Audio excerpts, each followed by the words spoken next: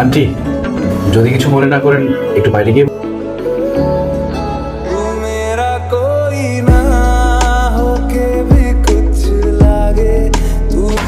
দোস্ত, ফয়সালের সঙ্গে তো লাস্ট কবে দেখা হয়েছে? কি বলিস? ওর কথা ভাবার আমার সময় নেই। ভাবতে হবে দোস্ত, ভাবতে হবে। মানে মানে ফয়সালকে তুই বিয়ে করে ফেলবি? কি মাথায় সমস্যা হয়েছে আদনান? হ্যাঁ, তুই জানিস তো একটা চিটার। একদম ফাইজলামি করবি না। ফাইজলামি করলে একটা মাইরও মাটিতে পড়বে। কি বললি? দোস্ত, একটা তো অঘটন ঘটে গেছে। তুই প্রেগনেন্ট? প্রেগনেন্ট? কিসের প্রেগনেন্ট? আমি প্রেগনেন্ট? আমি প্রেগনেন্ট কিভাবে হব? জিন এসে পেটে বাচ্চা দিয়ে গেছে। আরে জিনে এসে বাচ্চা দিয়ে যাবে? তোর বয়ফ্রেন্ড ফয়সাল এসে দিয়ে গেছে। না, তুই কি বলছিস? তোর কোনো আইডিয়া নাই। যেটা সত্যি সেটাই বলছিস, রিপোর্টে তো তাই আসছে। তুই আমার কচুর ডাক্তার। তুই নিশ্চিত নকল করে পাস করছিস, না এরকম ভুলভাল রিপোর্ট দিদি না। আরে উল্টাপাল্টা কথা বলা হবে। বিয়ে করতে না চাইলে অন্য ব্যবস্থা করতে হবে, কিন্তু সেটা উচিত হবে না। ভিতরে চিল্লাচিল্লি কিসের? ভিতরে ট্রিটমেন্ট চলতেছে, আপনি বসুন। অন্য ব্যবস্থা করবি মানে? অন্য ব্যবস্থা কি তোর? তোরে আজকে আমি মাইরাই ফেলবো। তুই আর ফয়সাল মিলে আমাকে ফাঁসাইছিস। আরে আমি মারা ফেলে কি হবে? তুই প্রেগনেন্ট আছিস, প্রেগনেন্টই থাকবি। প্রেগন্যান্সির জন্য তুই দায়ী, সবকিছুর জন্য তুই দায়ী। চলে এই ব্যাপার পরে দেখা যাবে। আয় বলতেছি।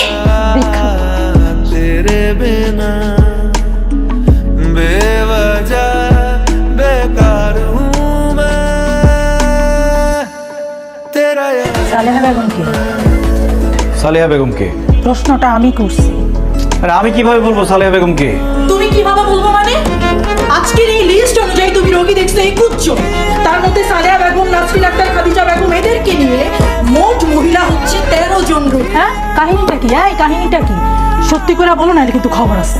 আরে ডাক্তার কাছে রোগী আসবে, এটাই তো স্বাভাবিক। এই যে সব মহিলাকে তোমার কাছে আইতে হইব? মহিলাদের রোগ বেশি হলে আমি কি করবো? দেখো নির্জন, তোমার নামের সাথে চরিত্রের কোনো মিলই নাই। আমার নামের সাথে আমার চরিত্র মিল নেই মানে? আমার চরিত্র নিয়ে তো एक तू ही यार मेरा मुझको क्या दुनिया से আমি পাপ করছিলাম, এই খবর আমার শুনতে পারলাম। মা বিশ্বাস করো, ও একটা ভুয়া ডাক্তার। ভুয়া রিপোর্ট দিছে মা, এরকম কিচ্ছু ঘটে নাই মা। ভুয়া ডাক্তার না কি ডাক্তার সেটা জানি না, আমি কি করব? যা রিপোর্ট আছে এটা তো সত্যি। আল্লাহ, আমি কি শুনলাম? আমার মা প্লিজ বিশ্বাস করো, এরকম কোনো কিছু হয় নাই মা। ও সব মিথ্যে কথা বলছে, এগুলো সব মিথ্যে কথা। এই তুই চুপ কর। শোনো তো মা, আমি কিস্তিগুলো পাঠাইছি ছেলের আনার জন্য। আজকেই ওর আমি বিয়ে দেব। खिलौनों के लिए কোনো উপায় আছে কও? হ্যাঁ, বিকালের মধ্যে সব ব্যবস্থা করো, আর বিকালের মধ্যে আমি বিয়ে দিয়ে দিব। বিয়ে? হ্যাঁ, তার বিয়ে? কিসের বিয়ে? আমি কোনো বিয়ে করতে পারবো না মা। আর প্রায়শ্চিত্ত করবো আমরা। এখন সমাজে মান সম্মান নিয়ে আমার টানাটানি। तो भागे তুমি তো একজন মা, তুমি তো একটা মেয়ের ব্যাপার বুঝবা। আমাকে কোনো দিক থেকে দেখে প্রেগন্যান্ট মনে হচ্ছে তোমার মা।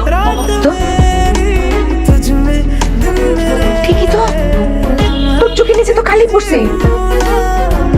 প্রেগনেন্ট হলে চোখের নিচে কালি পড়ে। কি? এই যে এই তোর জিপার মধ্যে তো কালা কালা দাগ। কালা কালা দাগ হলে পোলা হয়। হায় আল্লাহ, আল্লাহ।